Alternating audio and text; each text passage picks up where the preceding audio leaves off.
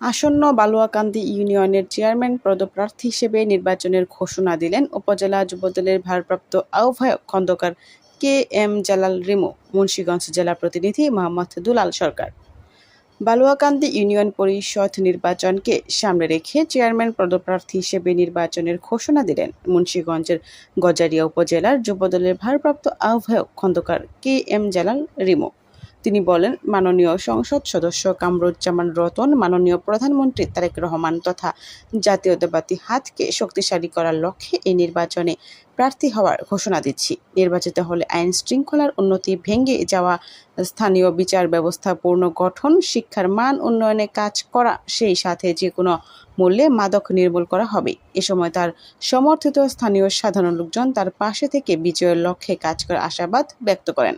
তারা বলেন, খন্দকার জালাল রিমু বাংলাদেশ জাতীয়তাবাদী আদর্শের একজন আদর্শবান রাজনৈতিক ব্যক্তিত্ব। তিনি বিশিষ্ট শিক্ষানুরাগী ও ক্লিন ইমেজের ব্যক্তিত্বের অধিকারী, যিনি শৈশব থেকেই ভদ্র, নম্র ও একজন শান্তিপ্রিয় মানুষ। দীর্ঘদিন থেকে শিক্ষার মান উন্নয়নে বিভিন্ন শিক্ষা প্রতিষ্ঠানে ওতপ্রোতভাবে জড়িত। তিনি নির্বাচিত হলে এলাকার রাস্তাঘাট সহ বিভিন্ন শিক্ষা প্রতিষ্ঠানে ব্যাপক উন্নয়ন হবে এবং সেবায় সম্পৃক্ত অতীতও ছিলেন, এখন এমপি হয়ে আরও তাদের দ্বার প্রান্তে চলে আসছেন, আরও কাছে চলে আসছেন।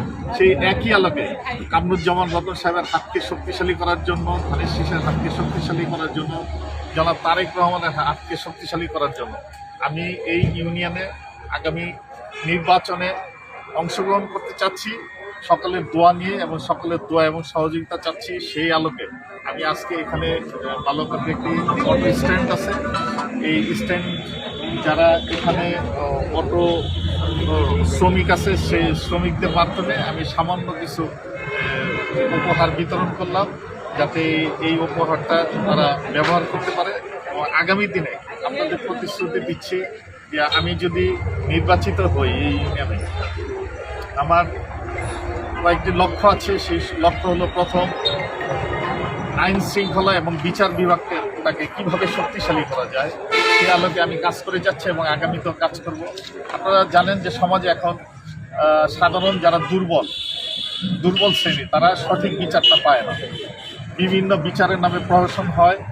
যারা দুর্বল লোক, তারা বিচারহীনভাবে তাদেরকে ঠকানো হচ্ছে। এই বিচার বিভাগটাকে কীভাবে শক্তিশালী করা যায় এবং আগামী দিনে তারা যাতে ন্যায্য বিচারটা পায়, সেই দিকে আমি ফোকাস দিচ্ছি। সেই সাথে শিক্ষাটাকে কীভাবে আরও আলোকিত করা যায়, আরও উন্নত করা যায়, সেই দিকে আমি ফোকাস দিচ্ছি। আমাদের এখানে জানেন যে অনেকগুলো প্রাইমারি স্কুল আছে, মাদ্রাসা আছে, কলেজ আছে। এগুলা শিক্ষার মান কীভাবে আরও ডেভেলপ করা যায়, সেই দিকে আমি ফোকাস দিচ্ছি এবং আমার আশেপাশে যারা নেতৃবৃন্দ আছে তাদেরকে নিয়ে কাজ করছি এবং আগামী দিনেও কাজ করব। সেই সেবাটাকে আরও প্রতিটি ঘরে ঘরে কীভাবে পৌঁছানো যায়, সেইটিও আমি ইনশাল্লাহ আমার চেষ্টা থাকবে। পাশাপাশি আপনারা জানেন, মাদক এমনভাবে ছড়িয়েছে যে মাদকে পুরো ইউনিয়নটা সায়লাভ হয়ে গিয়েছে।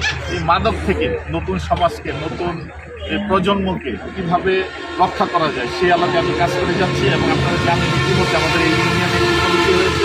আমার থানা কৃষক দলের সেক্রেটারি তোফাজ্জল সরকার এবং ইউনিয়ন বিএনপির সভাপতি এবং আমি আরও নেতৃবৃন্দ আছে। আমাদের জেলা ছাত্র দলের সাবেক সেক্রেটারি এবং থানা জেলা যুব দলের সেক্রেটারি মুজাম্মেল মুন্না সহ সমন্বয় করে আরও নেতৃবৃন্দ নিয়ে একটা কমিটি গঠন করেছে প্রশাসন সহ। সেই কমিটির মাধ্যমে ইতিমধ্যে দেখেছেন যে এই মাদক নির্মূল করার জন্য আমরা মাঠে নেমেছি। আগামী দিনে এমনিভাবে আমাদের এই ইউনিয়নের সর্বস্তরের জনগণকে পাশে নিয়ে আমি তাদের পাশে দাঁড়াতে চাই এবং পাশে থেকে চেয়ারম্যান নির্বাচন করে নির্বাচিত হয়ে তাদের প্রতিটি ঘরে ঘরে যাতে সেবা পৌঁছে দেওয়া যায় এবং কাজ করা শুরু হয়।